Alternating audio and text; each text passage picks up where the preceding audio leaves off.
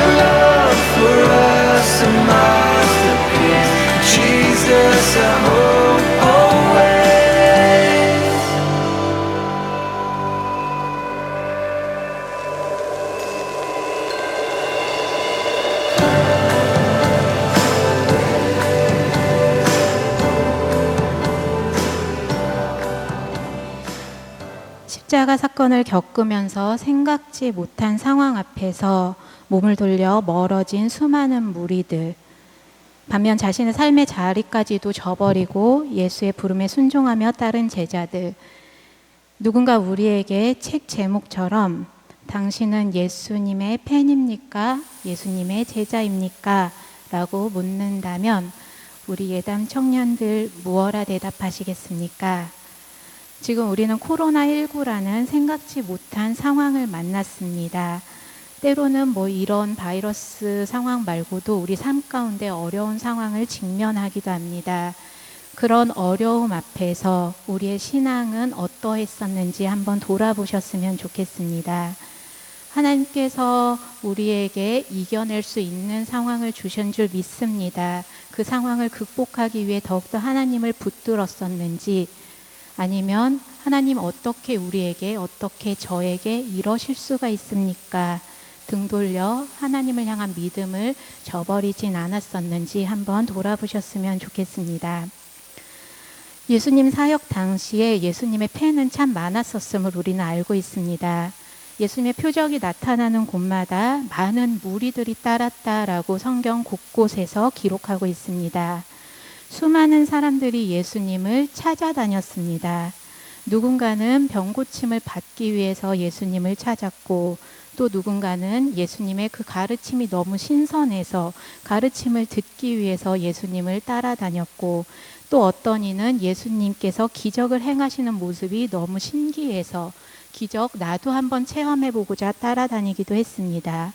호기심 어린 마음으로 예수를 쫓았던 모습들이 참 많습니다. 한 예로 오병이어 사건 후에 무리들이 예수를 찾아다녔다라고 합니다. 요한복음 6장 26절 말씀인데요. 말씀 함께 보시겠습니다. 제가 대신 읽어드리겠습니다. 예수께서 대답하여 이르시되 내가 진실로 진실로 너희에게 이르노니 너희가 나를 찾는 것은 표적을 본 까닭이 아니요 떡을 먹고 배부른 까닭이로다. 예수님께서 말씀하신 것처럼 육신의 필요를 공급받기 위해서 떡을 먹고 배부른 까닭으로 예수님을 찾아다닌 거지, 정말 참된 표적은 알지 못한 채 그저 육신의 혜택만 바라며 예수를 찾았음에 예수님께서는 안타까운 목소리를 내고 계십니다.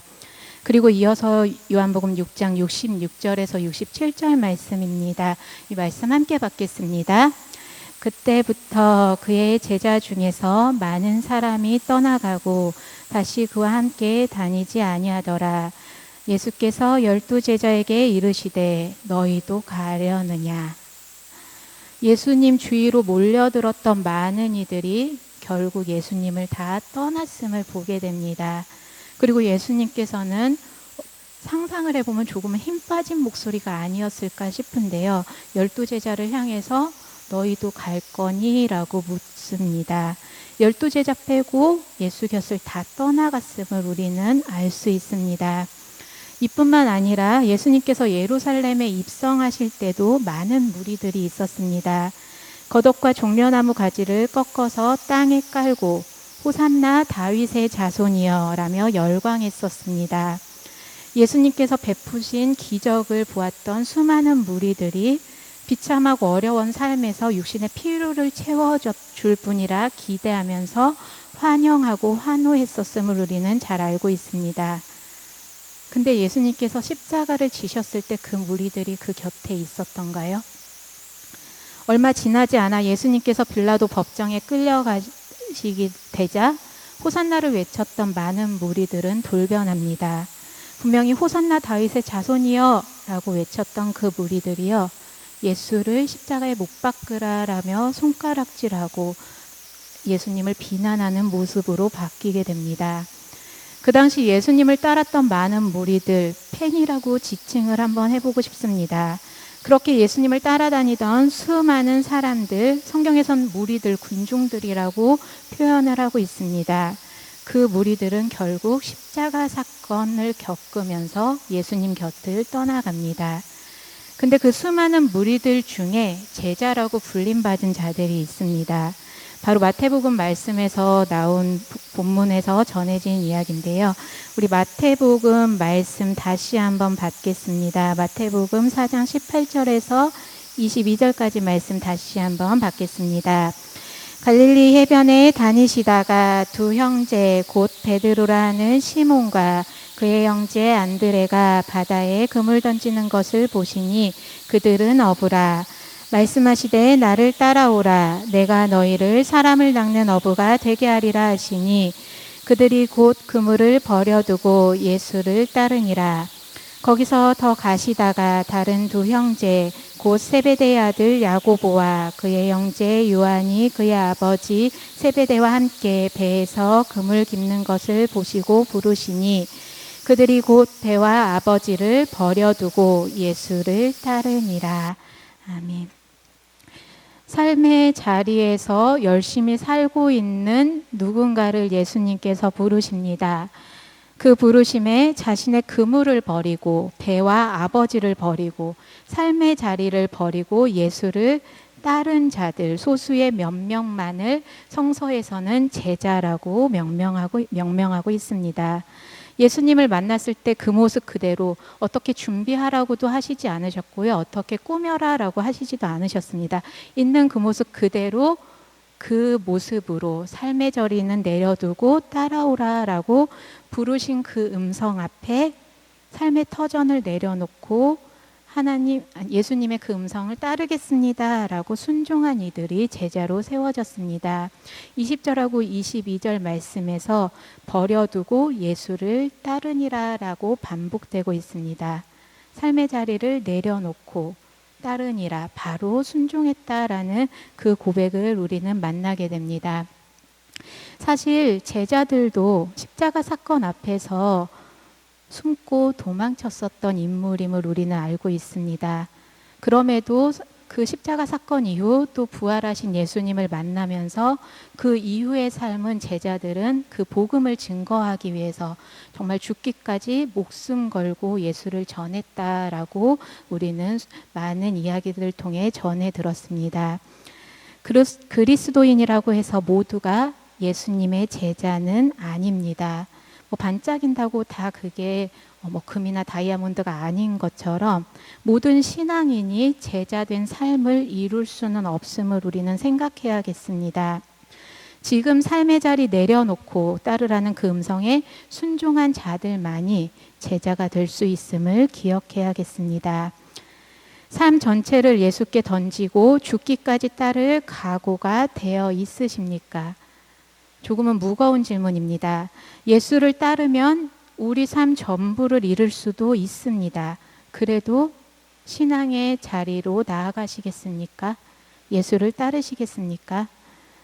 그런데요, 예수님께서 부르신 자리는 결코 어려운 자리처럼 보이긴 하지만 우리가 고백하기에 은혜의 자리임을 고백합니다. 삶의 자리 내려놓고 은혜의 자리로 나아오라라는 그 음성에 순종하실 준비가 되어 있으신지 우리의 신앙의 자리를 돌아보았으면 좋겠습니다.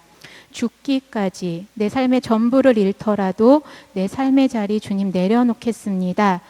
그 각오와 결단으로 우리는 신앙생활을 해 나가야 됩니다. 왜 죽기까지 순종해야 됩니까? 왜 내 모든 걸 잃더라도 주님을 따라야 합니까? 예수님께서 그렇게 하셨으니까. 예수님께서 죽기까지 목숨을 내어놓고 우리를 사랑하셨고 우리를 살리셨기에 우리도 예수님의 제자 되겠습니다 라고 결단을 했다면 우리도 죽기까지 사랑하고 죽기까지 예수님 생명을 살리는 주님의 제자가 되겠습니다. 그러한 고백과 결단이 우리 가운데 있어야 할 줄 믿습니다.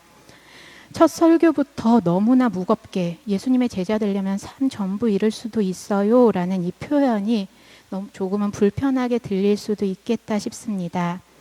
그러나 조금 전 말씀드린 것처럼 예수님의 제자라면, 그리스도인이라면 신앙생활을 하겠다 결단하고 고백하고 나아가는 우리 청년들이라면 그럴 각오로 주님 앞에 나아갈 수 있게 되길 소망합니다. 설교를 준비하면서 책도 다시 읽고 말씀도 묵상하고 기도하는 가운데 제 자신을 돌아보게 됐습니다. 나를 따라오라는 그 음성에 내 자리를 기꺼이 버려두고 예수를 따르고 있는 삶인가? 과연 청년들 앞에서 이 설교를 할 자격이 있을까라는 생각에 제 자신을 돌아보게 되었습니다. 그냥 부끄럽기만 했습니다. 때로는 나의 필요를 따라 주님을 찾기도 했었고 내 삶의 자리가 너무 급하다면서 나한테 필요한 시간은 다 투자해놓고도 가끔 피곤하다고 힘들다라는 핑계로 말씀을 묵상하고 기도하는 시간은 미루기도 했었던 부족한 제 자신을 만났습니다. 뭐가 그리 힘들다고 불평도 많았고 사랑도 열정도 부족했던 제 모습을 보게 되었습니다. 삶의 자리를 온전히 버릴 용기는 없는 것 같고 십자가를 지는 삶은 사실 아직도 두려운 마음이 있는 것도 사실입니다. 예수님의 제자가 되고 싶어서 예수님의 삶을 흉내내고 닮아가려고 애쓰면서도 때때로 마음에 불편함을 느끼고 부담을 느끼는 것도 사실입니다. 제자는 분명히 되고 싶은데 하다못해 목회자로 결단하고 나아가고 있는데 혹시 내 신앙의 자리는 아직도 성경에 등장하는 수많은 무리 중에 한 사람의 모습은 아닐까라는 그런 염려에 겁이 나기도 했습니다. 이 시간 각 처소에서 예배드리는, 그리고 이 자리에서 예배 준비하며 함께 예배드리는 우리 예담 청년들, 그리고 예담 가족분들, 우리 예담 가족분들의 삶은 어떠신지요? 예수님을 따르겠다고, 주님의 제자로 살겠다고 고백하면서도 제자의 모습보다 사실 팬심으로 예수님 앞에 나아왔던 적이 더 많진 않은지, 혹시 죽기까지 순종하며 예수님을 따랐던 그 제자들의 삶은 그저 동경 어린 눈빛으로만 바라보고 있진 않은지 한번 살펴보셨으면 좋겠습니다. 끝까지 예수님의 부르심에 순종하며 그 삶을 따르는 제자들 되시길 소망합니다. 마지막으로 우리 사도행전 20장 24절 말씀 함께 받겠습니다. 말씀 함께 받겠습니다. 내가 달려갈 길과 주 예수께 받은 사명 곧 하나님의 은혜의 복음을 증언하는 일을 마치려 하면은 나의 생명조차 조금도 귀한 것으로 여기지 아니하노라. 아멘. 이 사도행전 사도 바울의 고백 속에서 제자된 삶의 모습이 명확히 표현이 되고 있습니다.